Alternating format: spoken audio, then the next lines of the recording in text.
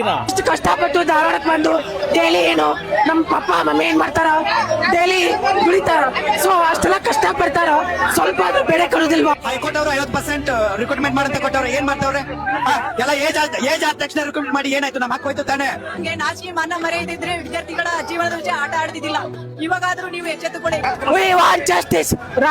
ಎಲ್ಲಿಗ್ ಬಂತ್ರಿ ನಮ್ಮ ರಾಜ್ಯದ ಪರಿಸ್ಥಿತಿ? ಇಲ್ಲಿ ಸೇರಿರೋದು ಯಾರೋ ಕೋಟ್ಯಾಧೀಶರಲ್ಲ, ಅನಕ್ಷರಸ್ಥರಲ್ಲ. ವರ್ಷಾನುಗಟ್ಟಲೆ ಹುದ್ದೆಗಾಗಿ ತಯಾರಿ ಮಾಡುತ್ತಿರುವಂತಹ ಅಕ್ಷರಸ್ಥ ಸ್ಪರ್ಧಾರ್ಥಿಗಳು. ನೇಮಕಾತಿ ಇಲ್ಲ ಅಂತ ಹೇಳಿ ರೋಡಿಗಿಳಿದು ಹೋರಾಟ ಮಾಡುತ್ತಿರುವಂತಹ ಈ ದಿನ ಕರಾಳ. ಏಜ್ ಆದ ತಕ್ಷಣ ರಿಕ್ರೂಟ್ ಮಾಡಿ ಏನಾಯ್ತು? ನಮ್ಮ ಹಾಕೋಯ್ತು ತಾನೆ. ನಾಚಿಕೆ ಮಾನ ಮರೆಯದಿದ್ರೆ ವಿದ್ಯಾರ್ಥಿಗಳ ಜೀವನದ ವಿಷಯ ಆಟ ಆಡ್ತಿದ್ದಿಲ್ಲ. ಇವಾಗಾದ್ರೂ ನೀವು ಎಚ್ಚೆತ್ತುಕೊಳ್ಳಿ. We want justice. ರಿಕ್ರೂಟ್ಮೆಂಟ್ ಮಾಡಂತ ಕೊಟ್ಟವ್ರೆ, ಏನ್ ಮಾಡ್ತಾವ್ರೆ? ಎಲ್ಲ ಏಜ್ ಆದ ತಕ್ಷಣ ರಿಕ್ರೂಟ್ ಮಾಡಿ ಏನಾಯ್ತು? ನಮ್ಮ ಹಾಕೋಯ್ತು ತಾನೆ. ನಾಚಿಕೆ ಮಾನ ಮರೆಯದಿದ್ರೆ ವಿದ್ಯಾರ್ಥಿಗಳ ಜೀವನದ ವಿಷಯ ಆಟ ಆಡ್ತಿದ್ದಿಲ್ಲ. ಇವಾಗಾದ್ರೂ ನೀವು ಎಚ್ಚೆತ್ತುಕೊಳ್ಳಿ. We want justice. ಏಜ್ ಆದ ತಕ್ಷಣ ರಿಕ್ರೂಟ್ ಮಾಡಿ ಏನಾಯ್ತು? ನಮ್ಮ ಹಾಕೋಯ್ತು ತಾನೆ. ನಾಚಿಕೆ ಮಾನ ಮರೆಯದಿದ್ರೆ ವಿದ್ಯಾರ್ಥಿಗಳ ಜೀವನದ ವಿಷಯ ಆಟ ಆಡ್ತಿದ್ದಿಲ್ಲ. ಇವಾಗಾದ್ರೂ ನೀವು ಎಚ್ಚೆತ್ತುಕೊಳ್ಳಿ. We want justice. ದಿನ ಇಷ್ಟು ಕಷ್ಟಪಟ್ಟು ಧಾರವಾಡಕ್ಕೆ ಬಂದು ಡೈಲಿ ಏನು ನಮ್ಮ ಪಪ್ಪ ಮಮ್ಮಿ ಏನ್ ಮಾಡ್ತಾರ, ಡೈಲಿ ದುಡಿತಾರ.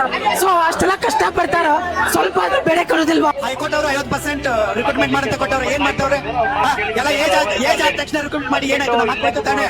ನಾಚಿಕೆ ಮಾನ ಮರೆಯದಿದ್ರೆ ವಿದ್ಯಾರ್ಥಿಗಳ ಜೀವನದ ವಿಷಯ ಆಟ ಆಡ್ತಿದ್ದಿಲ್ಲ. ಇವಾಗಾದ್ರೂ ನೀವು ಎಚ್ಚೆತ್ತುಕೊಳ್ಳಿ. We want justice.